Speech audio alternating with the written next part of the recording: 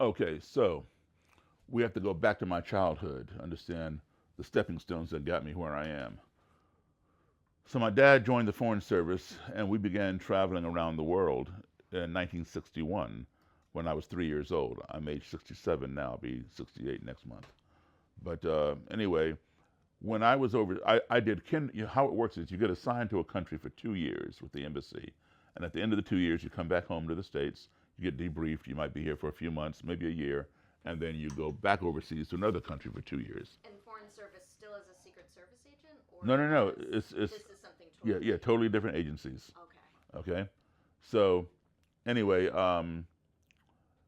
when I was overseas, I did kindergarten, first grade, third grade, fifth grade, seventh grade, all in different schools in different countries.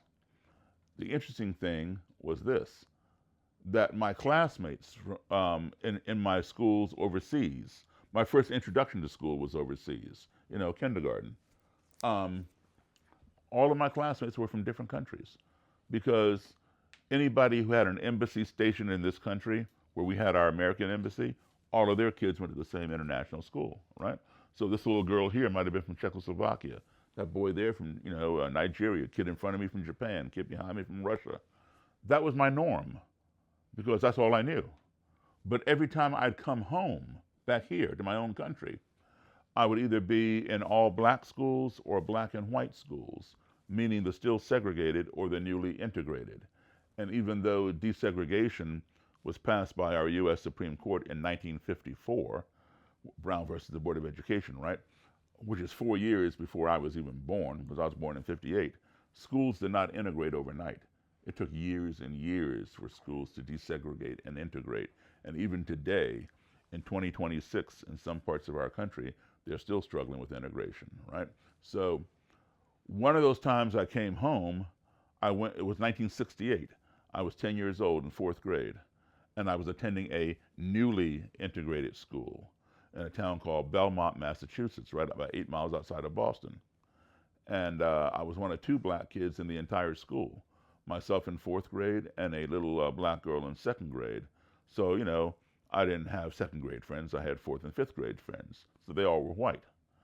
And several of my male friends were members of the Cub Scouts, and they invited me to join. This is 1968.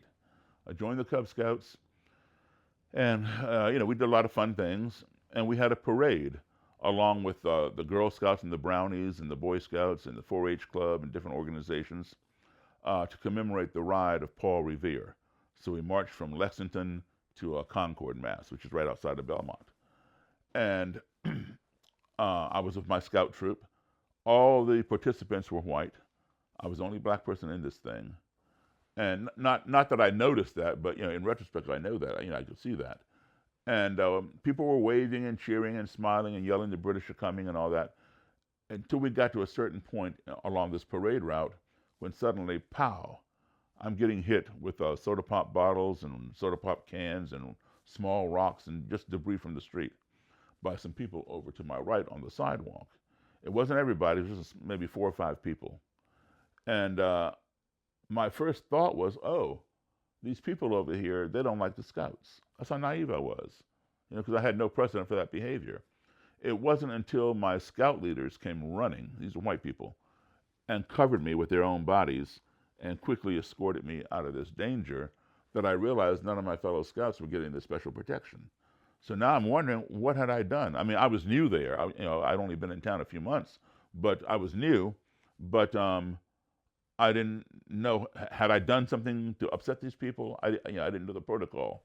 And I kept asking my scout leaders, why are they doing this? I didn't do anything. Why are they doing this? I promise I didn't do anything, because I thought I'd done something to incur their wrath.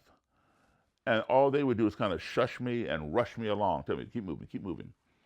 So fortunately, those people didn't follow us. At the end of the parade, they had never answered my question. Why was this happening? I had no idea. I thought, they didn't like the Scouts or something. And anyway, I went home without an answer.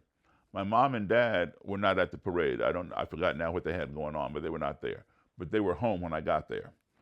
And I'm, scarred up and, dried blood on me and stuff. And they were cleaning me up. and putting Band-Aids on me and asking me, how did you fall down and get all scraped up? I told them I didn't fall down. I told them what happened. And my mother and father sat me down for the first time in my life and explained to me what racism was. At the age of 10, I had never even heard the word racism, you know? And what they were telling me made absolutely no sense whatsoever. That my 10-year-old brain could not process the idea that somebody who had never seen me, never spoken to me, knew nothing about me, would want to inflict pain upon me for no other reason than this, the color of my skin. That made no sense. My parents were wrong. I told them they were wrong.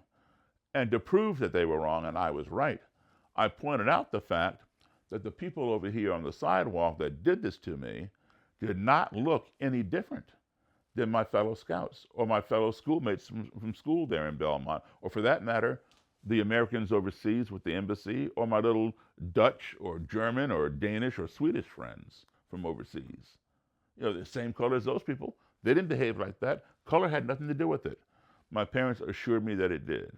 Well, this was 1968, and I remember it very clearly. On April 4th that year, Martin Luther King was assassinated, and every major city in this country, including where you all are right now, Washington, D.C., burned to the ground.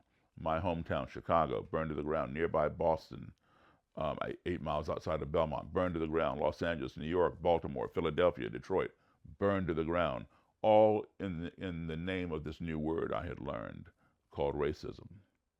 And so now I understood. My parents had told me the truth.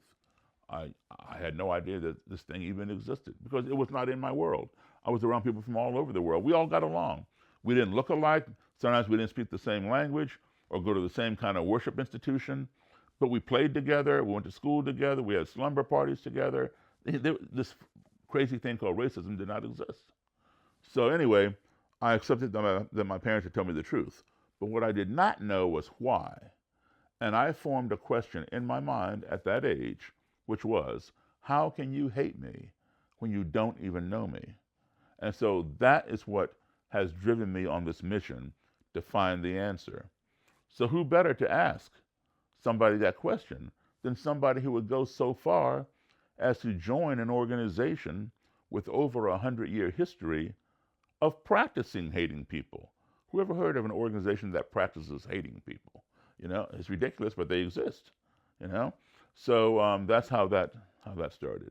And I never dreamed that I'd still be doing this today.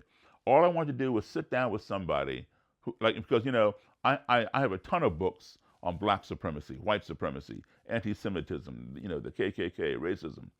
All of my books talk about it, but they don't give me a satisfactory answer as to why people think like this. And when I would ask people, they say, oh, Daryl, you know, some people are just like that. That's just the way it is. That's not an answer, you know? So who better to ask that question to than somebody who will go so far as to join the KKK? Certainly they know why they hate people. So I want to sit down with a Klansman. I'm going to ask you these questions. How can you hate me when you don't even know me? All you see is my skin color. And I'm going to sit back. I'm going to listen to them, right? And I'm going to put their answers in a book. I'm going to travel around the country interviewing Klan leaders and Klan members and become the first black author to write a book on the Klan based upon face-to-face, in-person interviews. So that's how that started.